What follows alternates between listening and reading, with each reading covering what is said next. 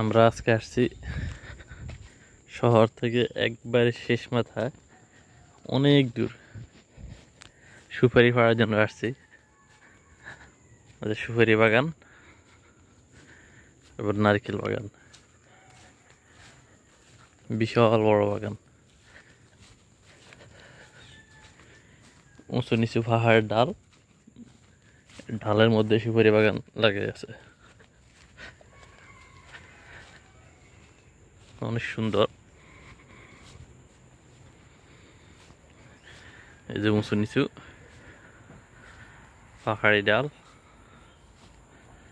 বিশাল বড় সুপারি বাগান।